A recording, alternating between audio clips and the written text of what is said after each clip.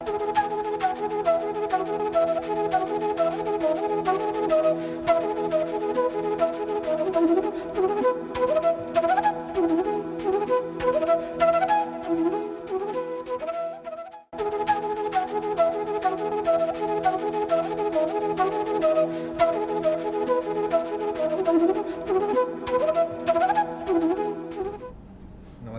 Episode lecture में आप सबका स्वागत है।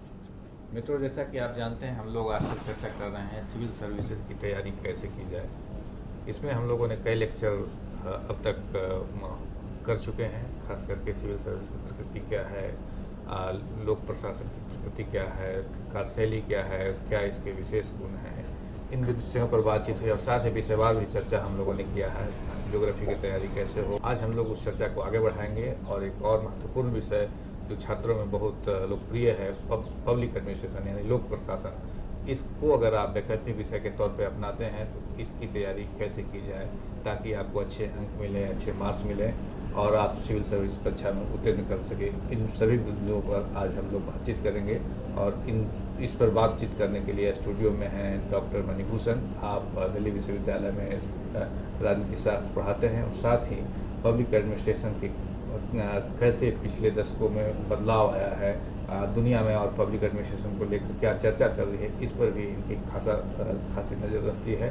तो मैं समझता हूँ कि ये आज हम लोग को समझाने की कोशिश करेंगे कि पब्लिक एडमिनिस्ट्रेशन को किस रूप में देखा जाए और साथ ही पब्लिक एडमिनिस्ट्रेशन आपको एक अच्छा विषय साबित हो सकता है अगर सही तरह से आप प्रिपेयर करते हैं, सही तरीके से इसको पढ़ते हैं। तो इन सभी पर बातचीत के लिए डॉक्टर मणिभूषण को आमंत्रित करता हूँ कि अपना व्याख्यान शुरू करें। Welcome. Thank you. Good afternoon. Civil services की बात हम कर रहे हैं आज और उसमें पब्लिक एडमिनिस्ट्रेशन एक विषय के रूप में कितना सही है और कितना ज़रूरी है, इस मुद्दे पर कुछ बातचीत हम आज करेंगे। किसी भी समाज के लिए एक व्यवस्था का होना बहुत ज़रूरी होता है। इस व्यवस्था में जब चीज़ें चलती हैं तो आम आदमी तक सहूलियतें पहुंचती हैं, कुछ नीतियां बनाई जाती हैं, उन नीतियों का कार्यान्वयन होता है और उस कार्यान्वयन में अगर कहीं कोई त्रुटियां रह जाती हैं तो फिर उसको ठीक करते हुए दोबारा नीतियों को सही करने की कोशिश की जाती है, उसको सही तरीके से कार्यान्वित करने की कोशिश की जाती है। इन सभी संदर्भों को अगर हम ध्यान में रखें तो प्रशासन बहुत ही महत्वपूर्ण अंग है किसी भी समाज के लिए और ख़ास तौर पर जिस समाज में हम रह रहे हैं उस समाज को पॉलिटिकल साइंस में लोग डेवलपिंग सोसाइटी या विकासशील समाज कहते हैं। डेवलपिंग सोसाइटी ख़ास तौर पर जब द्वितीय विश्व युद्ध के बाद कई देश आज़ाद होने लगे तो वहाँ पर ये टर्म निकल कर आया कि भाई ये देश जो हैं, ये बाकी जो पश्चिमी देश हैं उनसे इनका सामाजिक, आर्थिक, राजनीतिक, प्रशासनिक जो स्वरूप है वो भिन्न है और इसलिए बहुत सारी जो थियरीज़ थी जो वेस्ट में बहुत सक्सेसफुली चीज़ों को एक्सप्लेन कर पा रही थी, वो विकासशील देशों में उतना सक्सेसफुली एक्सप्लेन नहीं कर पा रही थी। इसलिए ये टर्म आया थर्ड वर्ल्ड कंट्रीज़ के लिए डेवलपिंग सोसाइटीज़। और यहाँ पर जब प्रशासन की बात हुई तो बहुत जद्दोजहद के बाद एक कॉन्सेप्ट आया डेवलपमेंट एडमिनिस्ट्रेशन।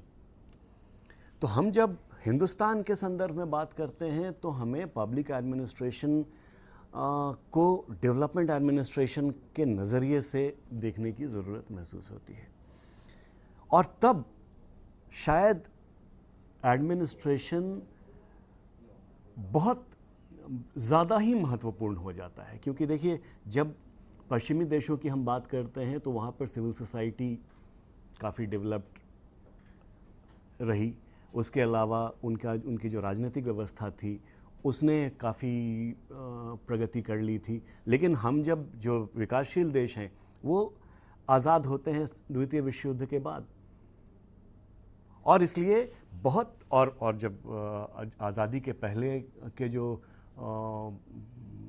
जो शोषक नीतियां थीं कॉलोनियल पावर्स की, उनको अगर आप एनालाइज करें तो आप पाएंगे कि बहुत सारे लेवल्स पे जो विकास होने चाहिए थे नहीं हुए। और एडमिनिस्ट्रेशन शायद इकलौता ऐसा ऑर्गन था जो विकसित था, क्योंकि जो कॉलोनियल पावर्स थे उनको भी एडमिनिस्ट्रेशन की ज़रूरत पड़ रही थी, इसलिए administration was the most developed organ of the government. इसलिए हिंदुस्तान जैसे विकासशील देश में एडमिनिस्ट्रेशन और ज़्यादा महत्वपूर्ण हो जाता है। एक स्कॉलर ने कहा कि public administration serves the people from cradle to grave, पालने से लेकर और कब्र तक। दूसरे ने कहा कि नहीं, it serves the people from womb to tomb, कि जब बच्चा माँ के गर्भ में है वहाँ से लेकर जब वो उसकी स्मारक बनता है, उस स्मारक की देखरेख भी। तो कहने का मतलब कि हर सांस जो हम ले रहे हैं कहीं ना कहीं एडमिनिस्ट्रेशन का उसमें रोल है, और इसलिए महत्वपूर्ण है एडमिनिस्ट्रेशन, और इसीलिए ज़्यादा से ज़्यादा ब्राइट लोगों को एडमिनिस्ट्रेशन में आने की ज़रूरत है। अब देखिए कि जब हम डेटा लेते हैं अपने देश के सामाजिक, आर्थिक, सांस्कृतिक, राजनीतिक विकास का, तो पाते हैं कि बहुत बड़े पैमाने पर बहुत बड़ी संख्या में लोग काफ़ी पिछड़े हुए हैं। हमारे पास तरह तरह के फंडामेंटल राइट्स हैं, लेकिन आधे से ज़्यादा लोगों को इसकी जानकारी नहीं है। हमने अभी कुछ नए रिवोल्यूशनरी एक्ट्स आए, right to information act, domestic violence act, लेकिन आप अगर गाँव में जाएं तो आप पाएंगे कि इसके बारे में जागरूकता नहीं है। सिविल सोसाइटी की बातें, अभी अन्ना हज़ारे साहब का आंदोलन होता है, तब लोगों को सिविल सोसाइटी शब्द अचानक पॉपुलर हो गया, लेकिन आज भी जागरूक समाज क्या है, कैसे हर व्यक्ति एक प्रजातंत्र में इम्पॉर्टेंट है और उसका क्या रोल है, आम आदमी इसके बारे में जानकारी नहीं रखता है और शायद चिंतित भी नहीं है। ये बहुत बड़ी विडंबना है किसी प्रजातंत्र के लिए कि हम दूसरे हमारे लिए इनिशिएटिव ले लें, हम इनिशिएटिव नहीं लेते हैं। तो जहाँ इस तरह का सामाजिक परिवेश है, वहाँ पर एडमिनिस्ट्रेशन की भूमिका बहुत महत्वपूर्ण होती है। इसलिए civil services as a career मुझे लगता है कि बहुत ही महत्वपूर्ण, बहुत प्रेस्टिजियस है, क्योंकि आप एक ऐसी स्थिति में होंगे जहां आप उस कमज़ोर तबके के लिए, उस गरीब तबके के लिए, उस पिछड़े हुए तबके के लिए कुछ कर पाएंगे जिसको आपके मदद की ज़रूरत है। और इसलिए सिविल सर्विसेज को एक करियर के रूप में जब डायनामिक लोग अपनाएंगे और इसमें आकर अपना रोल अपनी प्रतिभा के अनुसार निभाएंगे, तो शायद वो देश के लिए, समाज के लिए, सिविलाइजेशन के लिए बहुत बड़ा काम करेंगे। एक स्कॉलर ने कहा कि अगर कोई सिविलाइजेशन फेल करता है तो it is mainly because of the failure of administration, और ये फैक्ट है। आप कई रिपोर्ट्स ऐसी आई कि पॉलिसी तो बनी, बहुत अच्छी पॉलिसी थी, लेकिन कार्यान्वयन ठीक से नहीं हुआ, इसलिए फेल कर गई। तो कहीं ना कहीं एडमिनिस्ट्रेशन की भूमिका पर प्रश्न चिन्ह लगा। तो इसीलिए यंग एंड डायनामिक लोग जब एडमिनिस्ट्रेशन में आएंगे, नई सोच को लेकर आएंगे, नए तरीके से चीज़ों को समझने की कोशिश करेंगे। आज देखिए विश्व में इतने बड़े पैमाने पर बदलाव आ रहा है कि उस बदलाव को समझकर उसके अनुसार अपने को ढालकर काम करना, ये हर किसी के वश की बात नहीं है। इसके लिए बहुत एक सजग दिमाग की ज़रूरत है, एक अच्छी सोच की ज़रूरत है। यहाँ पर मैं ये ज़रूर कहना चाहूँगा कि सिविल सर्विसेज एक और कारण से मुझे बहुत प्रेस्टिजियस लगता है, वो है उसका एग्ज़ामिनेशन का जो फॉर्मेट है, कि कोई इस पे माने ना माने, लेकिन फैक्ट ये है कि इस एग्ज़ामिनेशन के जो 3 लेवल्स हैं, इन 3 लेवल्स को अगर आप क्वालिफाई करते हैं तो आप में कुछ ख़ास बात है, तभी आपने क्वालिफाई किया। तो वो जो ख़ास बात आप में है, उस ख़ास बात को एक अच्छी सोच और एक अच्छी विचारधारा के साथ जोड़कर जब आप एडमिनिस्ट्रेशन में अपनी भूमिका निभाएंगे तो डेफिनेटली आप बहुत लोगों का भला कर पाएंगे। सिविल सर्विसेज बहुत चैलेंजिंग भी है। आप जब प्रशासन में आते हैं तो हर असाइनमेंट के साथ आपकी भूमिका बदलती है। ख़ासतौर पर अगर आप एडमिनिस्ट्रेटिव सर्विस में हैं तो आपको कितने तरह के रोल्स निभाने पड़ेंगे अपने करियर में, आप सोच भी नहीं सकते। लेकिन जब चैलेंज सामने आता है तो जो प्रतिभावान होता है उसकी प्रतिभा और निखरती है। तो इस तरह से भी सिविल सर्विसेज एक करियर के रूप में मुझे बहुत अच्छा लगता है। एक और कारण वो है कि वैरिड एक्सपीरियंस आपको मिलता है, केवल जॉब के नेचर को लेके नहीं, इवन ज्योग्राफिकल लोकेशन। आप देखिए कि जब ऑल इंडिया सर्विसेज में जो लोग आते हैं उनको एक कार्डर मिलता है, लेकिन उस कार्डर से वापस वो सेंटर में आते हैं, फिर कार्डर में वापस जाते हैं। उस कार्डर में भी डिस्ट्रिक्ट पोस्टिंग होती है, कैपिटल पोस्टिंग होती है। तो जगह जगह के बारे में आपको आपकी जानकारी बढ़ती है। एक मेरे मित्र हैं, उनको केरला कार्डर पुलिस सर्विस मिला, और वो क्या धारा प्रवाह मलयाली बोलते हैं, जबकि उनका मलयालम से कोई लेना देना पहले नहीं था। तो ये कुछ ऐसी बातें हैं जो सिविल सर्विसेज को बहुत महत्वपूर्ण बनाती हैं। अब आते हैं हम पब्लिक एडमिनिस्ट्रेशन पर, कि पब्लिक एडमिनिस्ट्रेशन एक सब्जेक्ट के रूप में कितना महत्वपूर्ण है। तो सबसे पहली बात, जो इतनी बातें मैंने की, अगर आप किसी भी और विषय को भी लेकर सिविल सर्विसेज का इम्तिहान देते हैं और सर्विसेज में आते हैं तो पब्लिक एडमिनिस्ट्रेशन तो आपको समझना ही पड़ेगा,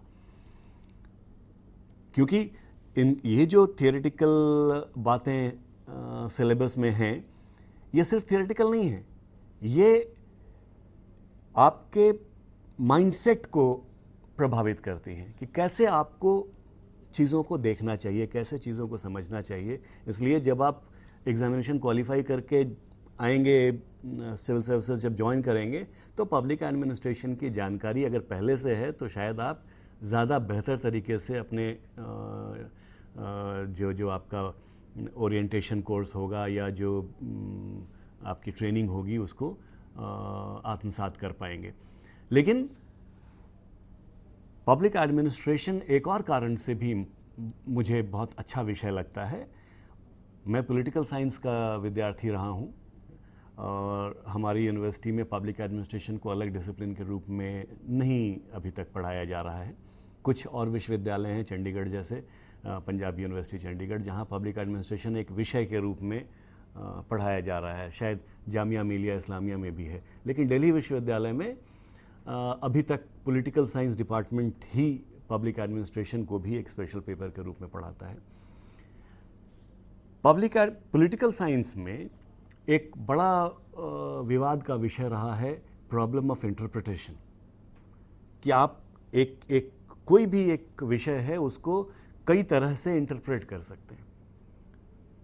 पब्लिक एडमिनिस्ट्रेशन में पॉलिटिकल साइंस की तुलना में ऑब्जेक्टिविटी ज़्यादा है। यहाँ पर इंटरप्रिटेशन की गुंजाइश कम है यहाँ भी, लेकिन कम है। कभी भी देखिए, जहाँ कहीं भी इंसान, व्यक्ति, इंडिविजुअल इन्वॉल्व होता है, वहाँ पर थोड़ा वेरिएंस होगा। फिज़िकल जो मटेरियल थिंग्स हैं उनके बारे में जब आप सिद्धांत बनाते हैं तो वो बिल्कुल ऑब्जेक्टिव होता है, लेकिन जब आप ऑर्गेनिक चीज़ों के बारे में, ख़ास तौर पर इंसान के बारे में कोई सिद्धांत प्रतिपादित करेंगे तो उसमें बदलाव थोड़ा बहुत उसकी गुंजाइश रहती है। एक ही व्यक्ति अलग अलग स्टिमुलस के होने पर अलग अलग तरह से रिएक्ट कर सकता है। एक ही स्टिमुलस के प्रति अलग अलग लोग अलग अलग तरह से रिएक्ट करते हैं। तो जहाँ कहीं भी इंसान इन्वॉल्व है, व्यक्ति इन्वॉल्व है, वहाँ पर थोड़ा बहुत वेरिएंस होगा, लेकिन पब्लिक एडमिनिस्ट्रेशन में फिर भी बहुत हद तक ऑब्जेक्टिविटी है। इसका फ़ायदा ये है कि जो कुछ भी आप जानते हैं वो आप जानते हैं। यहाँ पर ये गुंजाइश नहीं है कि मैं ये जानता तो हूँ लेकिन एग्जामिनर को ये सही लगेगा कि नहीं लगेगा, इसकी गुंजाइश कम है। इसलिए पब्लिक एडमिनिस्ट्रेशन एक अच्छा विषय हो सकता है आपके लिए। दूसरा, रेलेवेंस की बात मैंने बताई ही कि अगर आप इसको पढ़ करके और तब एडमिनिस्ट्रेशन में आ रहे हैं तो आपको थोड़ी आसानी होगी आगे अपने करियर को एक सही दिशा में और सही लेवल पर ले जाने में। अब है कि अगर आप सिलेबस को देखें तो सिलेबस दो भागों में दो पेपर्स हैं। मेंस का सिलेबस अगर मैं बात करूं, पेपर 1 जनरल पब्लिक एडमिनिस्ट्रेशन के ऊपर है और पेपर 2 वो इंडियन एडमिनिस्ट्रेशन पे। पेपर 1 जैसा आप स्लाइड पे अभी देख सकते हैं कि पहला टॉपिक है इंट्रोडक्शन, जिसमें पब्लिक एडमिनिस्ट्रेशन को के बारे में जो कुछ बेसिक्स हैं कि क्या है पब्लिक एडमिनिस्ट्रेशन, क्या इससे क्या समझते हैं। विल्सन की बात जैसे आती है तो ये पॉलिटिक्स एडमिनिस्ट्रेशन डाइकोटमी कि पॉलिटिक्स जो है वो पॉलिसी मेकिंग तक रहना चाहिए और एडमिनिस्ट्रेशन जो है इम्प्लीमेंटेशन पर रहना चाहिए। अभी जो ये लेटेस्ट बातें आई हैं इसमें चैलेंजेस जो आ रही हैं लिबरलाइजेशन, प्राइवेटाइजेशन और ग्लोबलाइजेशन के कारण, वो उसको समझने की कोशिश की गई है। गुड गवर्नेंस एक बड़ा इम्पॉर्टेंट मुद्दा उभर कर सामने आया, ख़ास तौर पर जब वर्ल्ड बैंक ने इसके ऊपर एक अपना ड्राफ्ट जारी किया। तो पब्लिक मैनेजमेंट का एक कॉन्सेप्ट आ रहा है। तो कई चीज़ें ऐसी हैं जो बदल रही हैं। पहले मतलब होता था पब्लिक एडमिनिस्ट्रेशन का बिल्कुल कि सरकार का वो तंत्र जो पॉलिसी को इम्प्लीमेंट करता है, और जब हम ख़ास तौर पर कॉलोनियल पीरियड की बात करते हैं तो एडमिनिस्ट्रेशन का स्वरूप ही बिल्कुल अलग था।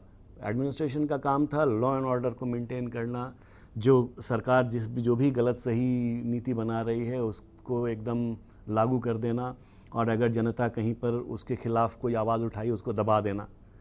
तो ये नेचर था। उसके बाद बदलता है कि नहीं भाई ये नहीं चलेगा, आपको डेमोक्रेटिक सेटअप में पब्लिक मास्टर नहीं पब्लिक सर्वेंट होना होगा। अब वहाँ से बहुत चीज़ें आगे बढ़ गई हैं। ये 90s के बाद जो डेवलपमेंट्स हुए हैं हिंदुस्तान में भी और वर्ल्ड में तो बहुत पहले से हो रहे थे, मिड 70s से।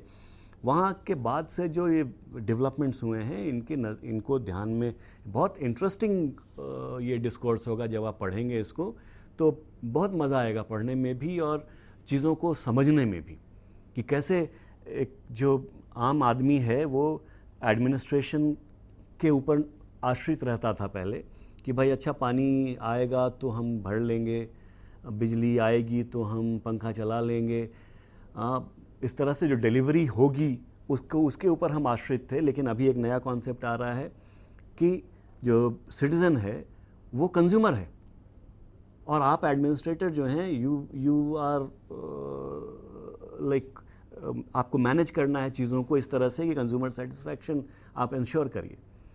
तो इस तरह की बातें जब आती हैं तो इसको नए सिरे से समझने की कोशिश हो रही है और बहुत अच्छी राइटिंग्स इस पर आ रही हैं और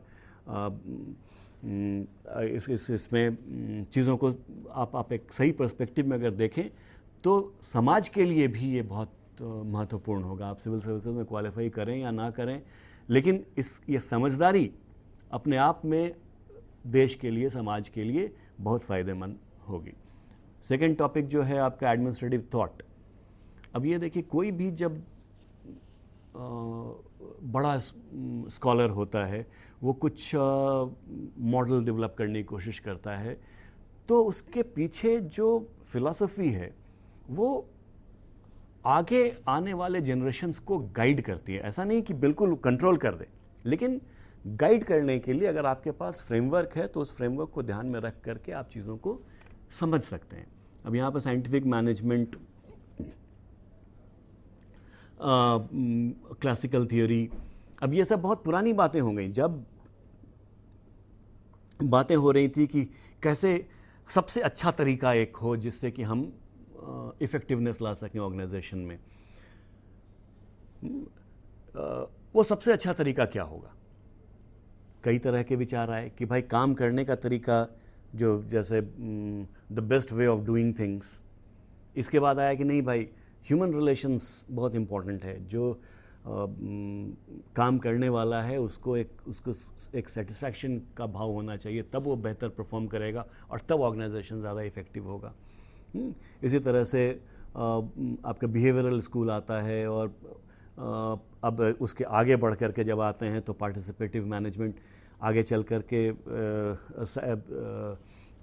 आप जब ऑर्गेनाइजेशनल बिहेवियर का टॉपिक आएगा तो वहाँ पर आप मोटिवेशन, जॉब सेटिस्फैक्शन, इन सब की थियरीज़ हैं। तो ये सब ऐसी ये जो थियरीज़ हैं, थॉट्स हैं, ये एडमिनिस्ट्रेशन को समझने के लिए बैकग्राउंड जैसे कैनवास होता है, उस कैनवास पे आप चीज़ों को स्पॉट करेंगे तो ज़्यादा जो बैकग्राउंड है उस बैकग्राउंड में चीज़ों को स्पॉट करना ज़्यादा अच्छा होता है, और तब आप चीज़ों को समझ सकते हैं। सिस्टम्स थियरी अगर आप लोगों ने पढ़ी हो कि कोई भी सिस्टम होता है उसमें सब सिस्टम्स होते हैं। सब सिस्टम के साथ इंटरैक्ट करता है और सिस्टम एनवायरनमेंट के साथ उससे प्रभावित होता है, उसको प्रभावित करता है। सब सिस्टम्स आपस में एक दूसरे को प्रभावित करते हैं।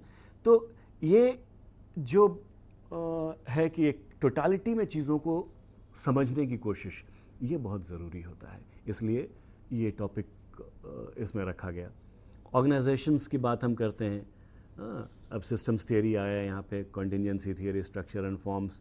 तो ये जितने भी मॉडल्स आपको दिए जा रहे हैं, इनको देख के घबराने की ज़रूरत नहीं है। ये सारी वो बातें हैं जो आप देख रहे हैं, आप समझ रहे हैं, केवल उनके ऊपर एक उसको कॉम्प्रहेंड करने की कोशिश यहाँ पर की गई है कि क्या कहाँ किस लाइन में हमको चीज़ों को देखना है, किस पर्सपेक्टिव से देखना है। तो वो पर्सपेक्टिव्स यहाँ पे आते हैं।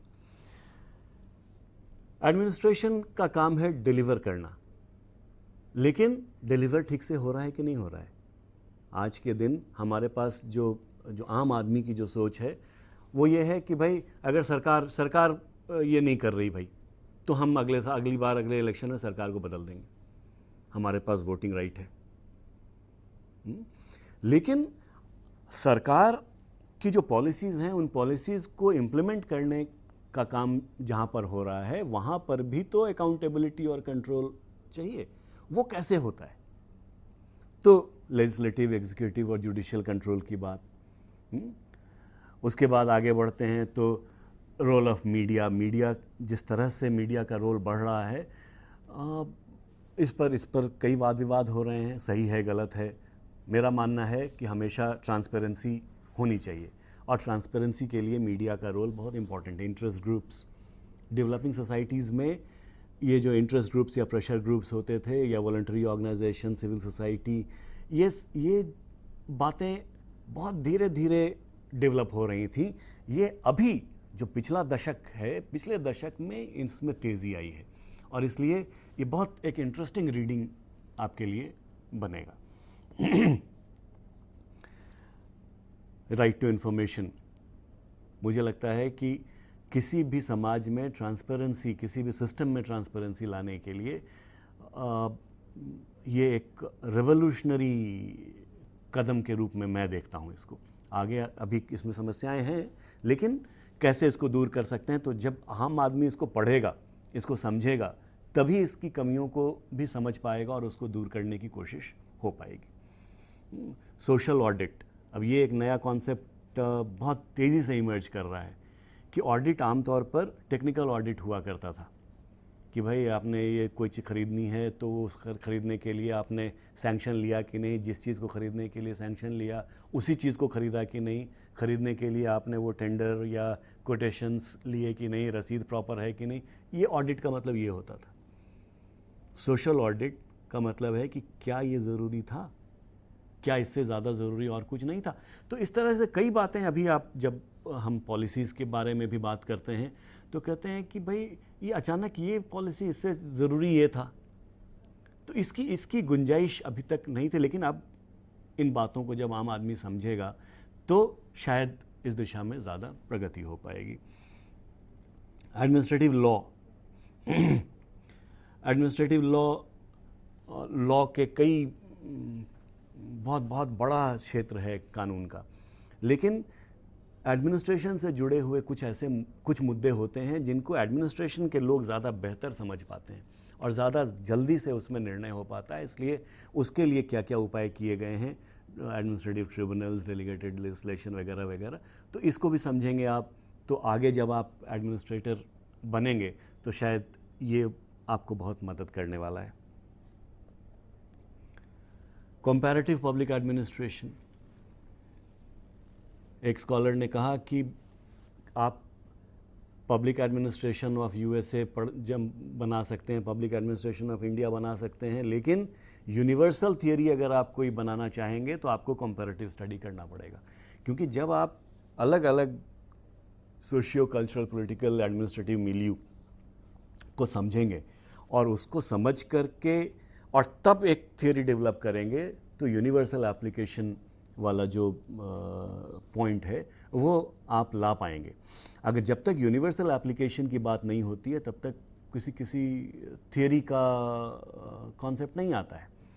तो कंपैरेटिव पब्लिक एडमिनिस्ट्रेशन होना चाहिए। ये 1947 के बाद से इस पर काफ़ी काम हुआ और कंपैरेटिव पब्लिक एडमिनिस्ट्रेशन ग्रुप बना और वहीं से डेवलपमेंट एडमिनिस्ट्रेशन विकसित होता है।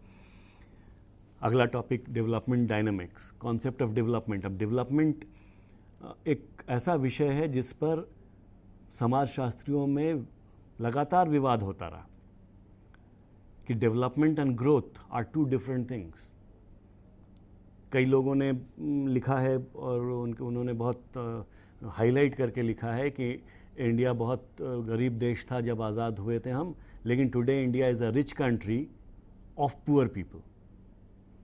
अब इस तरह की जब बातें आ रही हैं तो हमको डेवलपमेंट को सही पर्सपेक्टिव में समझने की ज़रूरत है कि विकास का मतलब क्या है, केवल आर्थिक प्रगति या सामाजिक, राजनीतिक, प्रशासनिक हर मुद्दे पर आम आदमी तक क्या डिलीवर हो रहा है और आम आदमी का स्टैंडर्ड ऑफ लिविंग कैसे अफेक्टेड हो रहा है। इन सारी बातों को जब हम ध्यान में लेंगे तब एक्चुअली हम विकास या डेवलपमेंट को समझ सकते हैं।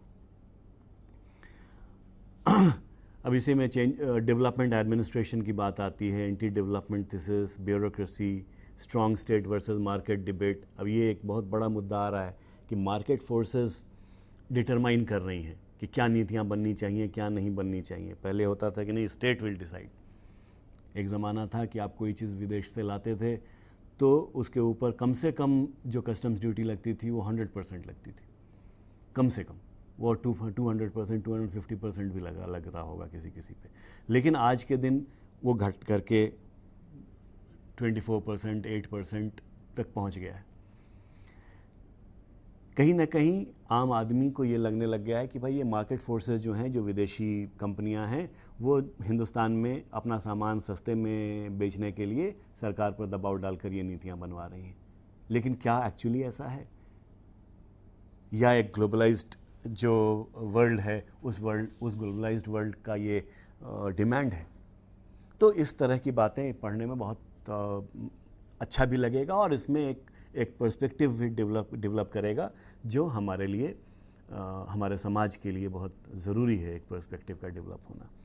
लिबरलाइजेशन का इम्पैक्ट एडमिनिस्ट्रेशन पर क्या होगा, कि एक तरफ आप बात कर रहे हैं कि एडमिनिस्ट्रेशन ही ऑर्गेनाइज्ड एक यूनिट था जो पॉलिसी मेकिंग में भी, पॉलिसी इम्प्लीमेंटेशन में भी, इवैल्यूएशन में भी रोल प्ले करेगा, फीडबैक में भी, रिपोर्टिंग में भी। हर तरह एडमिनिस्ट्रेशन के ऊपर डिपेंडेंट सिस्टम होता है किसी भी डेवलपिंग सोसाइटी में। लेकिन जब लिबरलाइज आप कर रहे हैं तब एडमिनिस्ट्रेशन का रोल कैसे बदलेगा?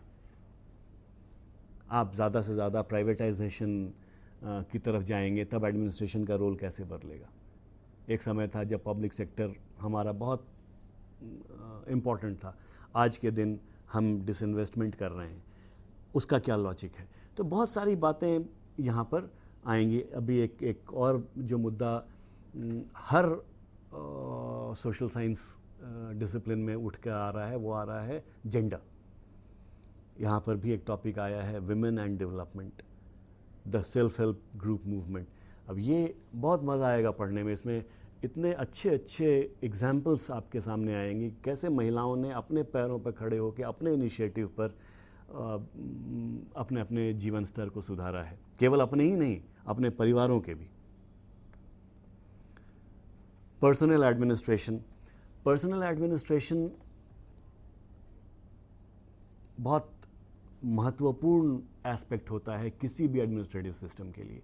कैसे आप नियुक्ति करते हैं, कैसे प्रमोशन करते हैं, कैसे पनिशमेंट होता है, कैसे वो सारी एम्प्लॉयर रिलेशंस कैसे मैनेज होता है, कोड ऑफ कंडक्ट क्या है, एडमिनिस्ट्रेटिव एथिक्स क्या है। तो ये सारी जो बातें हैं वो आप इस टॉपिक के अंतर्गत पढ़ेंगे, जो कि आगे भी जब आप एडमिनिस्ट्रेटर बनेंगे उस समय भी ये ज्ञान आपको आपके काम आएगा।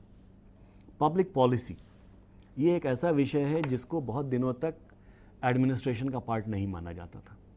और पहला टॉपिक जो था जिसमें विल्सन की साहब की बात हमने की थी, वुडरो विल्सन, उन्होंने तो साफ साफ कहा था कि पॉलिटिक्स का काम है पॉलिसी बनाना, पॉलिटिक्स का वो स्फीयर है, और एडमिनिस्ट्रेशन का स्फीयर है उसको इम्प्लीमेंट करना। सो पॉलिसी मेकिंग में एडमिनिस्ट्रेशन का कोई रोल नहीं हो सकता। लेकिन पब्लिक पॉलिसी जब डेवलपमेंट एडमिनिस्ट्रेशन का कॉन्सेप्ट आया तो उसमें हुआ कि नहीं जी, पब्लिक पॉलिसी मेकिंग में रोल होगा, क्योंकि आखिर पॉलिसी मेकर्स के पास इंफॉर्मेशन लाने का जरिया क्या है। हमारे यहाँ तो चलिए एक पॉलिटिकल पार्टी ऐसी थी जो ग्रास रूट से जुड़ी हुई थी, बट ज़्यादातर डेवलपिंग सोसाइटीज़ में ऐसी पॉलिटिकल पार्टीज़ नहीं थी, और हमारे यहाँ भी उस पॉलिटिकल पार्टी का विघटन होता चला गया और वो सिमटती चली गई। तो रिमोट एरियाज से सेंटर तक जोड़ने का काम एडमिनिस्ट्रेशन के हाथ में ही रहा, चाहे वो ऊपर से नीचे जा रहा हो कम्युनिकेशन या नीचे से ऊपर आ रहा हो कम्युनिकेशन, एडमिनिस्ट्रेशन के माध्यम से ही हुआ। इसलिए पॉलिसी मेकिंग में एडमिनिस्ट्रेशन का रोल बहुत इंपॉर्टेंट रहा है। इसलिए पब्लिक पॉलिसी को पब्लिक एडमिनिस्ट्रेशन के टॉपिक के रूप में यहाँ रखा गया है। और इसमें बहुत सारी बातें आ रही हैं कि पॉलिसी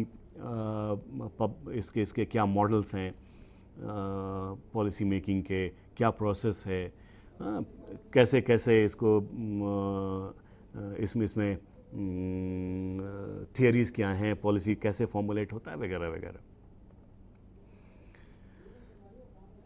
इसके बाद हम आते हैं पेपर 2 पे, इंडियन एडमिनिस्ट्रेशन। अब ये बड़ा जो पहला टॉपिक है, कौटिल्याज अर्थशास्त्र, Mughal administration, legacy of British rule in politics and administration, Indianisation of public services, revenue administration, district administration, local self government. ये जो पोर्शन है ये मुझे बहुत अच्छा लगता है। इसलिए अच्छा लगता है कि यहाँ पर हम ये जानते हैं कि एडमिनिस्ट्रेशन कोई पश्चिमी देन नहीं है हमें।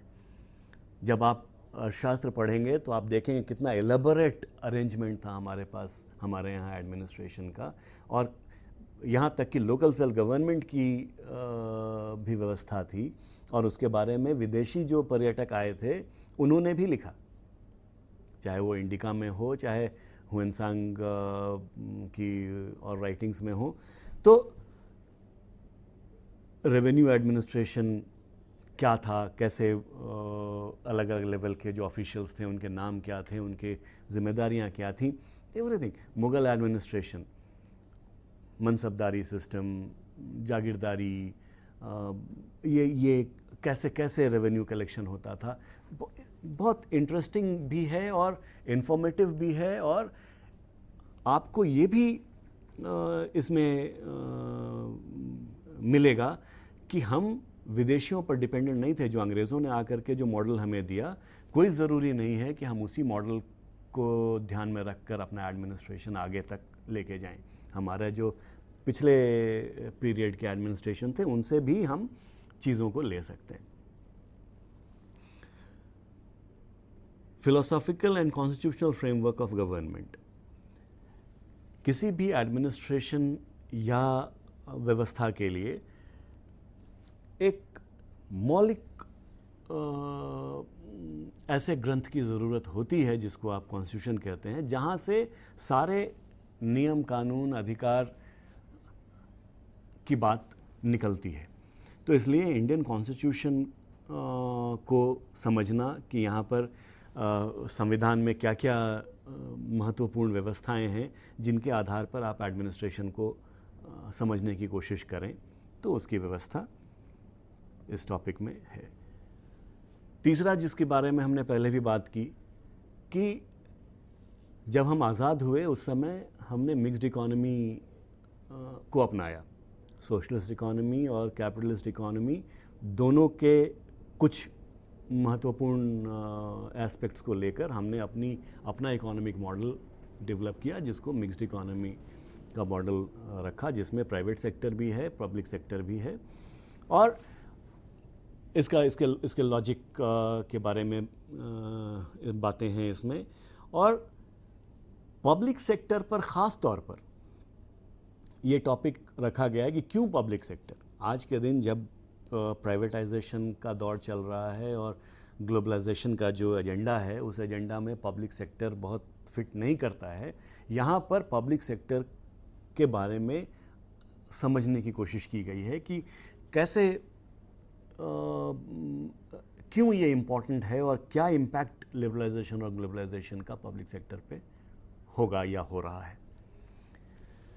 चौथा जो टॉपिक है, union government and administration. Executive, parliament, judiciary, 3 अंग होते हैं किसी भी सरकार के: कानून बनाना, कानून को लागू करना और न्याय की व्यवस्था। इसमें क्या स्ट्रक्चर्स हैं हमारे यहाँ, कैसे वो फंक्शन करते हैं, prime minister, central secretariat, ministries, boards, commissions, ये इनके बारे में, फील्ड ऑर्गेनाइजेशंस, इनके बारे में जानकारी इस टॉपिक के अंतर्गत आती है। Plans and priorities.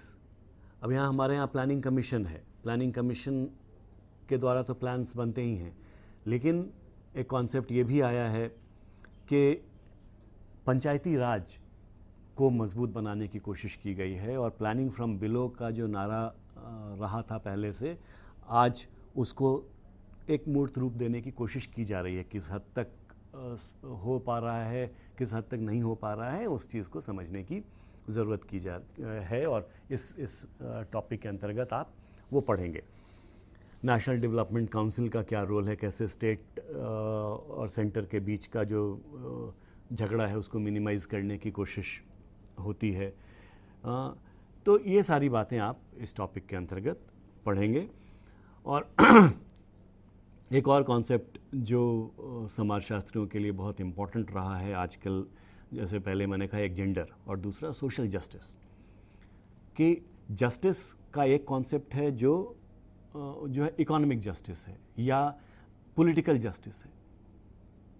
वहाँ पर तो बहुत सारी चीज़ें आप कानून बनाकर कर सकते हैं, लेकिन जब सोशल जस्टिस की बात आती है तो यहाँ पर जो कानून के दायरे से थोड़ा निकलकर आगे बढ़कर बात करने की ज़रूरत हो जाती है। इसलिए यहाँ पर इकोनॉमिक डेवलपमेंट और सोशल जस्टिस को साथ में मिलाकर देखने की कोशिश की गई है।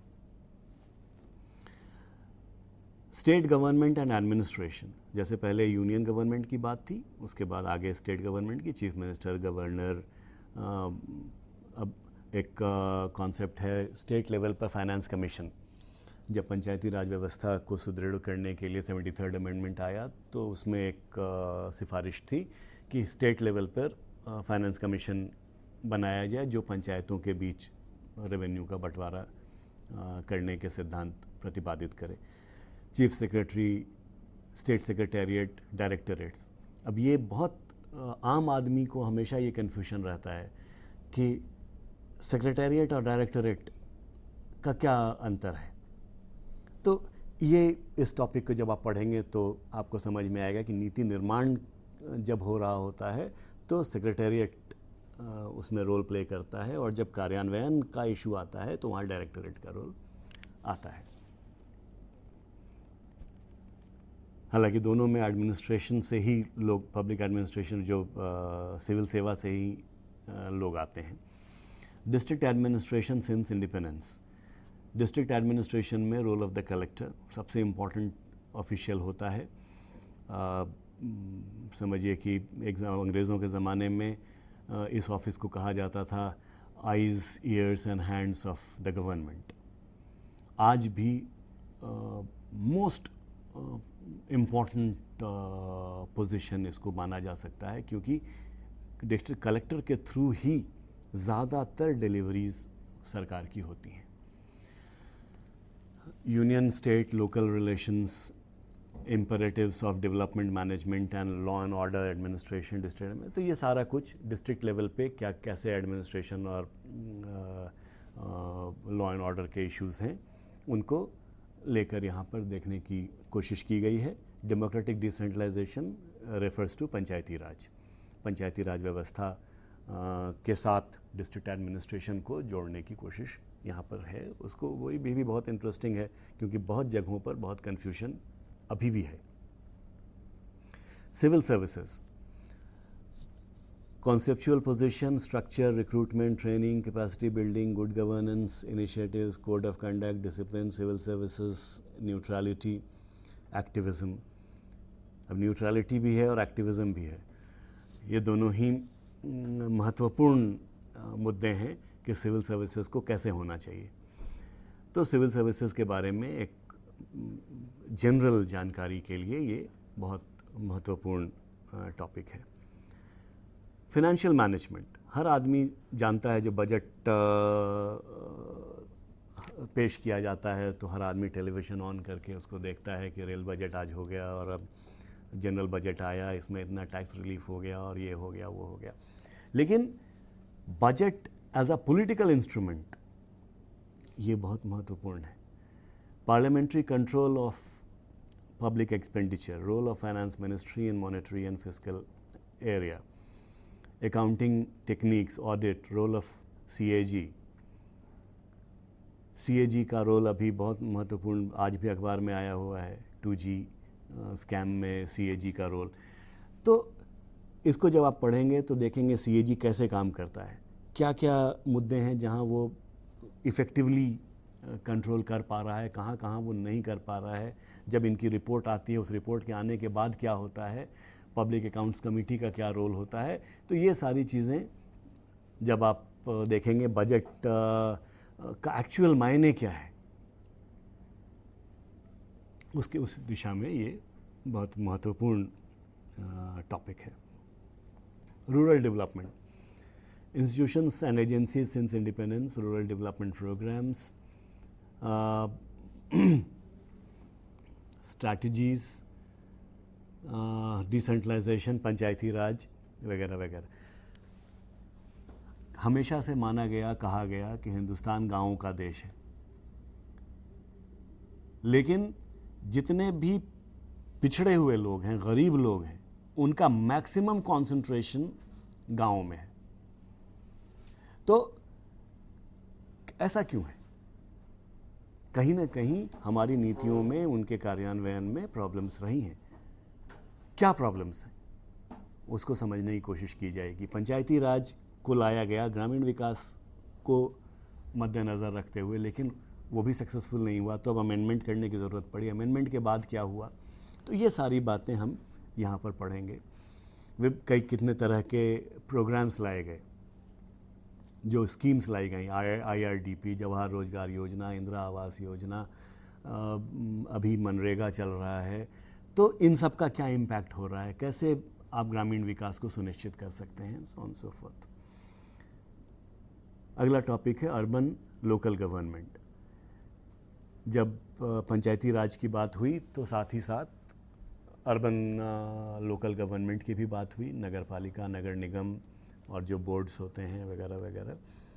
74वां संवैधानिक संशोधन भी किया गया कि इनकी क्या भूमिका होनी चाहिए, कैसे संगठन वगैरह. इन सारी बातों को जब हम देखेंगे तो इन दोनों जो 11वां और 12वां टॉपिक है, इसका कंसंट्रेशन आम आदमी तक जो डिलीवरी है पॉलिसीज़ की, सहूलियतों की, इनके ऊपर इन टॉपिक्स में बातचीत होगी. 14वां भी मोर और लेस आम आदमी से जुड़ा हुआ विषय है, वो है law and order administration. Law and order administration आज भी माना जाता है कि किसी भी डिस्ट्रिक्ट का law and order district magistrate या कलेक्टर के हाथ में है, और कैसे पुलिस व्यवस्था है, और कैसे एसपी के साथ डीएम का रिश्ता है। तो इन सारी बातों पर इस टॉपिक के अंतर्गत बातें होंगी। इन्वेस्टिगेटिव एजेंसीज़ कैसे काम करती हैं, और पैरामिलिट्री फोर्सेस, कई बार आप देखते होंगे कि वहाँ पर सीआरपीएफ का डिप्लॉयमेंट हो गया, वहाँ पर बीएसएफ का डिप्लॉयमेंट हुआ, और जब कोई आंदोलन हुआ तो उसको दबाने की कोशिश की गई, या लॉ एंड ऑर्डर का ख़राब सिचुएशन हो गया तो क्रिमिनल्स को फाइट करने की कोशिश हुई। इस पर वाद विवाद हमेशा होता रहता है। क्रिमिनलाइजेशन ऑफ पॉलिटिक्स बहुत एक महत्वपूर्ण मुद्दा रहा है, जिस पर हमेशा ये वाद विवाद हुआ कि पॉलिटिक्स में पैसों का, मसल पावर का, और जो क्रिमिनल बैकग्राउंड के लोग हैं इनका वर्चस्व बढ़ता जा रहा है, इसको कैसे कंट्रोल किया जाए। तो इन सब की बातों को ध्यान में रखते हुए, और पुलिस एक बहुत महत्वपूर्ण मुद्दा पुलिस रिफॉर्म्स का है, जिसके ऊपर वास्तव में बहुत काम की ज़रूरत है। तो ये मुद्दे यहाँ पर आते हैं। और चौथा टॉपिक है significant issues in Indian administration, जिसमें वैल्यूज़ की बात की गई कि पब्लिक सर्विसेज में जब आप टेक्निकलिटी में ज़्यादा घुसते हैं तो कहीं ना कहीं वैल्यूज़, मूल्य का ह्रास होता है। तो उनकी बात यहाँ पर की गई है कि कैसे उसको इंश्योर किया जाए। Regulatory commissions, national human rights commission, एक हमने कहा कि एक मुद्दा बहुत महत्वपूर्ण है जेंडर, दूसरा महत्वपूर्ण मुद्दा है सोशल जस्टिस, और तीसरा महत्वपूर्ण मुद्दा है ह्यूमन राइट्स। तो ह्यूमन राइट्स के बारे में भी यहाँ पर बातचीत होगी इस टॉपिक के अंतर्गत। ह्यूमन राइट्स कमीशन क्या है, क्यों इसका एस्टेब्लिशमेंट हुआ, कैसे काम करता है, क्या काम करता है, वगैरह। Problems of administration in कोalition regimes, अब ये थोड़ा सा एक आपको जो मैंने पहले कहा था कि एक टोटालिटी के अंतर्गत चीज़ों को देखना ज़रूरी होता है, तभी उसकी सही समझ बनती है। और इसीलिए यहाँ पर जो रजीम पहले होता था, एक पार्टी, एक दलीय सरकार होती थी, अब बहुदलीय सरकारें बन रही हैं। सरकारों को बनाने और गिराने में दलों की भूमिका क्या हो रही है, इन सभी बातों को उसका क्या असर एडमिनिस्ट्रेशन पे, क्योंकि देखिए पोस्टिंग्स एंड ट्रांसफ़र्स, ये पॉलिटिकल अपॉइंटमेंट्स बहुत होते हैं एडमिनिस्ट्रेशन में। तो कोalition regimes जब आती हैं तो उसका क्या प्रभाव पड़ रहा है एडमिनिस्ट्रेशन पे, इसको इसमें समझने की कोशिश की जाएगी। सिटीजन एडमिनिस्ट्रेशन इंटरफेस, ये एक ऐसा मुद्दा है जिस पे बहुत डिस्कोर्सेस हो रहे हैं, और हर आदमी इसको मान रहा है कि कहीं ना कहीं इसकी कमी के कारण डिलीवरी प्रॉपर नहीं हो पाई है। इसलिए सिटीजन एडमिनिस्ट्रेशन इंटरफेस ज़रूर इसको इंश्योर करना चाहिए कि ये आपस में ज़्यादा से ज़्यादा एक दूसरे से इंटरैक्ट करें। Corruption and administration, again corruption के कारण एडमिनिस्ट्रेशन डिलीवर नहीं कर पाता है और आम आदमी उससे परेशान होता है। इसलिए जब ये इंटरफेस होगा तो एडमिनिस्ट्रेशन की एफिशिएंसी, इफ़ेक्टिवनेस बढ़ेगी। और एक मुद्दा जो ख़ास तौर पर सुनामी के बाद बहुत ज़्यादा महत्वपूर्ण हो गया है, वो हो गया है डिज़ास्टर मैनेजमेंट। कि जब एडमिनिस्ट्रेशन को हम ढालते हैं तो आम परिस्थितियों के लिए ढालते हैं कि भाई लॉ एंड ऑर्डर का इशू हो गया, या कहीं दंगा हो गया, या कहीं मारपीट हो गई, या कहीं भूखमरी हो गई, या तो इस ऐसे में क्या कर सकते हैं। लेकिन कई आकस्मिक घटनाएं होती हैं, बाढ़ आ गई, फ्लैश फ्लड, या वो जब वो बादल फटने के केसेस हो रहे हैं, या सुनामी हो गया। ऐसे में एडमिनिस्ट्रेशन कैसे उसको इन परिस्थितियों से निपटेगा, तो उसकी बात यहाँ पर होती है। तो ये सिलेबस है ऐसा है जिसकी जानकारी मुझे लगता है कि जो सिविल सर्विसेज के लिए अपीयर हो रहे हैं उनके लिए तो ज़रूरी है ही, जो नहीं हो रहे हैं उनके लिए भी ज़रूरी है, क्योंकि ये आम आदमी, आम जो हिंदुस्तानी है, उससे जुड़े हुए मुद्दे इस सिलेबस में रखे गए हैं, और इनकी जानकारी जिनके भी पास है वो जागरूक समाज का पार्ट अपने आप बन जाएंगे। Thank you. तो बेसिक तौर पे इन बिंदुओं को जो छात्र पब्लिक एडमिनिस्ट्रेशन के तौर पे वैकल्पिक विषय के तौर पे इसे रख रहे हैं, उनको जानना चाहिए। एक तो हुआ सभी लोगों को ये जानना चाहिए जैसा कि आप बता रहे थे, और जो पढ़ने का स्ट्रेटजी हो ताकि मार्क्स अच्छे आएँ दूसरे सब्जेक्ट से भिन्न है, क्या उसके लिए भी कोई स्पेशल एफर्ट लगाने की ज़रूरत है, या इन जो बिंदु आप बताए अगर उसको ध्यान में रखें तो खुद ब खुद अच्छे मार्क्स आ जाएंगे? देखिए, मुझे लगता है कि कुछ ऐसी किताबें हैं जो पुरानी किताबें हैं, लेकिन पब्लिक एडमिनिस्ट्रेशन के बेसिक नॉलेज के लिए मैं उनको बहुत रेकमेंड करता हूँ। और कुछ नई किताबें भी हैं उन्हीं राइटर्स ने, जैसे मोहित भट्टाचार्य, जब मैं स्टूडेंट था तब भी मैं पढ़ा करता था, और उनकी वो पुरानी वाली किताब पब्लिक एडमिनिस्ट्रेशन भी मैं रेकमेंड करता हूँ। लेकिन उनकी एक नई किताब आई है, वो आई है होराइजन्स ऑफ पब्लिक एडमिनिस्ट्रेशन। तो इस किताब से आप शुरू करिए। अगर इसको समझने में थोड़ी दिक्कत होती है क्योंकि ये इनकी अंग्रेज़ी थोड़ी सी हायर लेवल की है, तो थोड़ा और एकदम जो बिगिनर्स हैं वो माहेश्वरी एंड अवस्थी, ये भी बहुत पुरानी किताब है। माहेश्वरी एंड अवस्थी की पब्लिक एडमिनिस्ट्रेशन है, बहुत प्रचलित है, बहुत प्रचलित, हमारे समय में भी लोग पढ़ते थे। आप वहाँ से शुरू कीजिए, उसके बाद मोहित भट्टाचार्य पे आइए। एक और अभी एक किताब है री इन्वेंटिंग पब्लिक एडमिनिस्ट्रेशन बाय विद्युत चक्रवर्ती।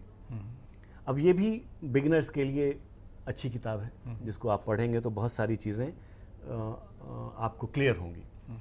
जो एक नए कुछ टॉपिक्स, जैसा मैंने बताया, लिबरलाइजेशन, मॉडर्नाइजेशन, ग्लोबलाइजेशन के कॉन्टेक्स्ट में पब्लिक एडमिनिस्ट्रेशन, तो एक किताब अभी जस्ट लॉन्च हुई है, विद्युत चक्रवर्ती और प्रकाश चंद ने लिखा है। वो है public administration in a globalising world. तो इसमें आपको वो वाला डायमेंशन मिल जाएगा।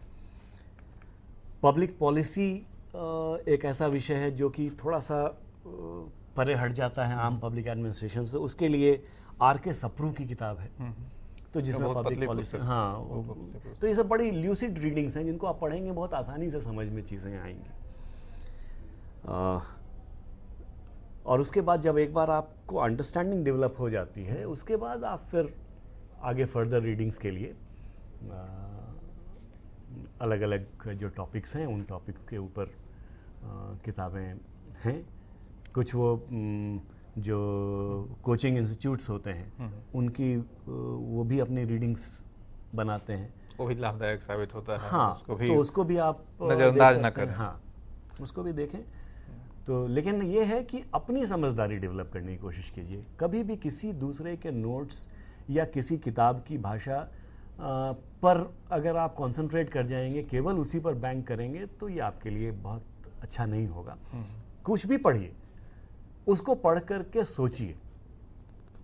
मैं हमेशा अपने विद्यार्थियों को कहता हूँ कि जितना आप पढ़ते हैं आपको लगता है कि आपने समझ लिया, लेकिन वास्तव में नहीं समझा। आप उसको सोचिए कि आपने क्या समझा, और जो समझा उसको लिखने की कोशिश करिए। अगर आप लिख लेते हैं तब आप समझिए कि हाँ भाई, अब मैंने कुछ समझ लिया।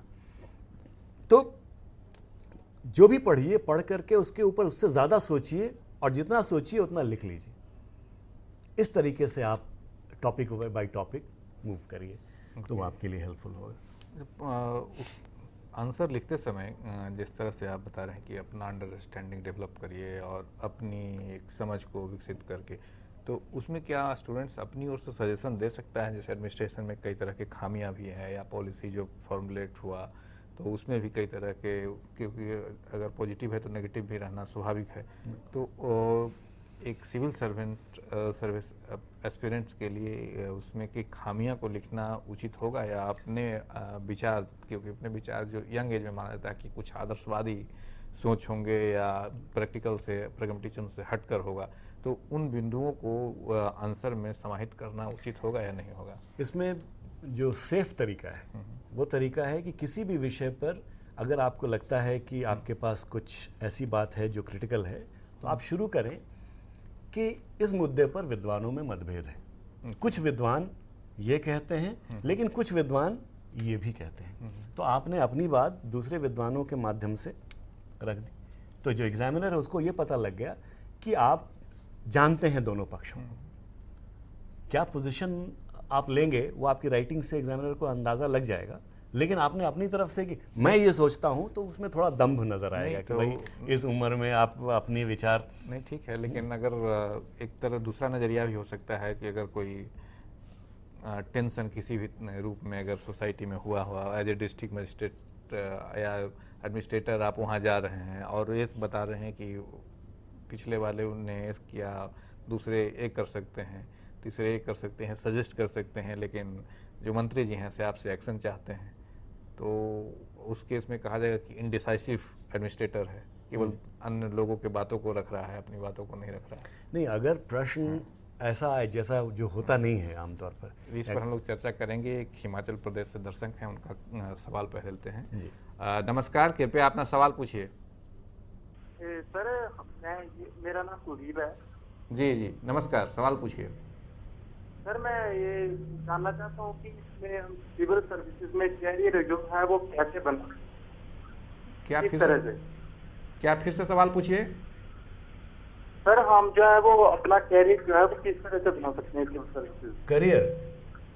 जी हाँ, तो उसके लिए आपको सिविल सर्विसेज की जो परीक्षा होती है उस परीक्षा में अपीयर होना होगा। पहले वो प्रिलिमिनरी एग्जामिनेशन होगा, उसके बाद मेन एग्जामिनेशन। मैं इनको बताता हूँ, इस पर मैं आपको बता देता हूँ कि इस पर हम लोगों ने एक सीरीज ऑफ लेक्चर शुरू किया है। अब तक 4-5 लेक्चर हम लोग कर चुके हैं।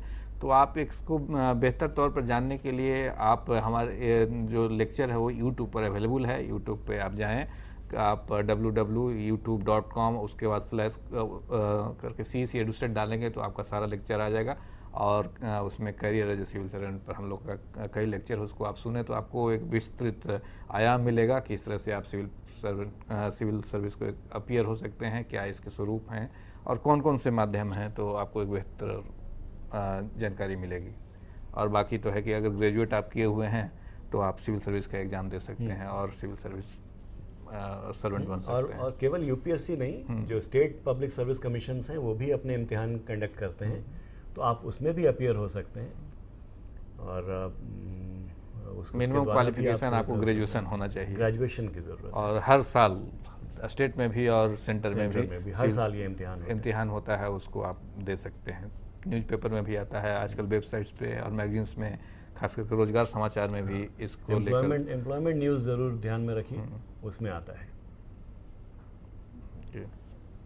तो हम लोग बात कर रहे थे इनडिसाइसिवनेस का। हाँ। वो तो प्रश्न से नहीं झलकना चाहिए, मतलब उत्तर से नहीं झलकना चाहिए। तो उसके से कैसे बचे? क्योंकि एक तो संभावना ये है कि जो पॉलिसी जिस गवर्नमेंट में जहाँ काम करना है उसी का वो क्रिटिसाइज कर रहा है, तो माना जाएगा कि नहीं, is a young boy new एंट्रेंट and challenging the set rules of the governance.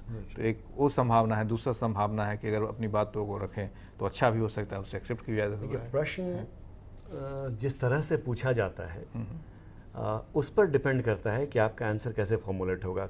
आमतौर पर प्रश्न में ये नहीं पूछा जाता आपकी राय क्या है, लेकिन अगर पूछा जाए तब अपनी राय देने में कोई हर्ज नहीं है।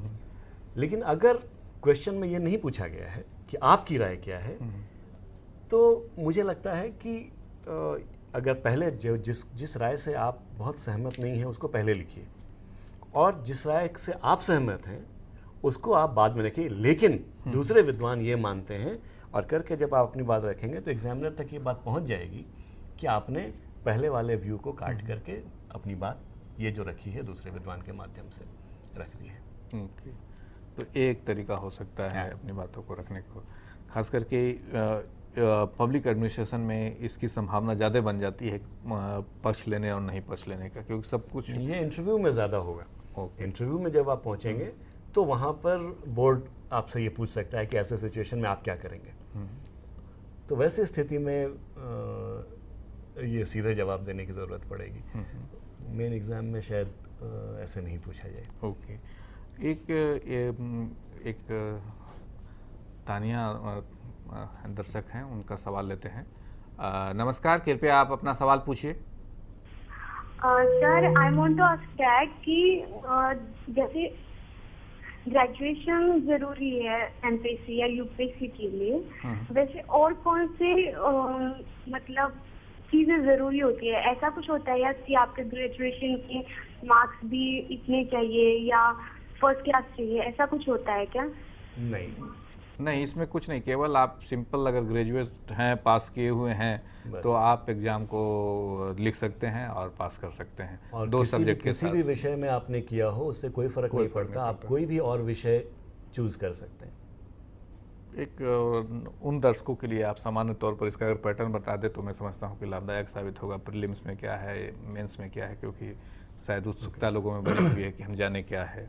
देखिए, जो यूपीएससी जो एग्ज़ाम कंडक्ट करता है उसमें पहला हिस्सा जो होता है उसको हम प्रिलिमिनरी एग्जामिनेशन कहते हैं, जिसमें ऑब्जेक्टिव टाइप क्वेश्चंस पूछे जाते हैं। ऑब्जेक्टिव का मतलब जिसमें आपको 4 ऑप्शन होंगे, उसमें से कोई एक ऑप्शन सही होगा, उसको आप कलर कर देते हैं और वो कंप्यूटराइज्ड उसकी जांच होती है। और जो लोग उससे क्वालिफाई कर जाते हैं उन लोगों के लिए मेन एग्जामिनेशन होता है। ये प्रिलिमिनरी किसी एक विषय में होगा और साथ में जनरल नॉलेज का 2 पेपर्स होते हैं, एक आपका सब्जेक्ट और एक जनरल नॉलेज। जो लोग प्रिलिमिनरी एग्जामिनेशन पास कर जाएंगे उनको मेन एग्जामिनेशन में अपीयर होना होगा, जहां पर उनको 2 विषय और एक जनरल स्टडीज़ का पेपर, ये और एक वो एसे का पेपर है, तो जहां पर एलेबोरेट आपको एनालिटिकल आंसर्स लिखने होंगे। एनालिटिकल आंसर्स जो अभी सिलेबस हमने आपको बताया पब्लिक एडमिनिस्ट्रेशन का, ये मेन एग्जामिनेशन का सिलेबस था, जिसमें लंबे आंसर्स, छोटे आंसर्स आपको लिखने पड़ेंगे कुछ। और जब आप यहाँ से भी पास कर जाएंगे तब आप इंटरव्यू के लिए जाएंगे और इंटरव्यू के बाद जो मेरिट लिस्ट बनेगी उसमें अगर आप ऊपर हैं तो जो भी आपने सर्विस का ऑप्शन दिया है कि ये मुझे पहला ये चाहिए, तो आपको उसके हिसाब से वो प्लेस कर देंगे। अगर आपने पहला सपोज पुलिस सर्विस आपने चूज़ किया है और आप ऊपर में 1 से लेके 100 के बीच में मान लीजिए 50 सीटें जानी हैं इंडियन पुलिस सर्विस में और आप 50 में से एक हैं, तो आपको मिल जाएगा। लेकिन अगर ज़्यादा 52 लोगों ने कर दिया और आप का रैंक नहीं है वहाँ पे, आप 52वें हैं, आपको नहीं मिलेगा। ये तो ब्रीफ में ये इसका पैटर्न है। और एक बात और हम बता दें कि आप 4 बार से ज़्यादा इस एग्ज़ाम को नहीं दे सकते हैं और उम्र सीमा 21 से 30 वो उसके लिए तो यूपीएससी के लिए, वो इंडियन पब्लिक सर्विस कमीशन के लिए है। और दूसरे सब्जेक्ट दूसरे स्टेट्स के लिए अलग अलग तरीके से अपने कहीं 35 है तो कहीं 32 है, इस पर निर्धारित किए हुए हैं। तो आप अगर स्टेट सर्विस देना चाहते हैं तो वहाँ चेक कर लें और अपना एग्ज़ाम दें। तो मित्रों, मैं समझता हूँ कि आज लोक प्रशासन के विभिन्न बिंदुओं पर हम लोग चर्चा किए, इसके सिलेबस पर चर्चा किए। इससे न सिर्फ आपको पब्लिक एडमिनिस्ट्रेशन की तैयारी में मदद मिलेगा, बल्कि अगर कहें कि प्रशासन की क्या स्वरूप है, क्या कार्यशैली है, किस तरह से एडमिनिस्ट्रेटर लोग काम करते हैं, इसको भी समझने में मौका मिलेगा। किस तरह से पॉलिसी फॉर्मुलेट करते हैं। तो मैं समझता हूँ कि पब्लिक एडमिनिस्ट्रेशन एक अच्छा विकल्प है, न सिर्फ अच्छे मार्क्स लाने के लिए, बल्कि जो काम आप करने जा रहे हैं अगर आपका सिलेक्शन हो जाए तो उसको भी समझने के लिए और अच्छा योगदान देने के लिए। तो इस उम्मीद के साथ आज के लेक्चर को यहीं विराम देते हैं। आप सबको धन्यवाद और आपकी ओर से डॉक्टर मणिभूषण जी को भी बहुत बहुत धन्यवाद, जिन्होंने काफ़ी अच्छे तरह से पब्लिक एडमिनिस्ट्रेशन की किस प्रकार से तैयारी की जाए उसके बारे में हम लोगों को बताया। Thank you very much.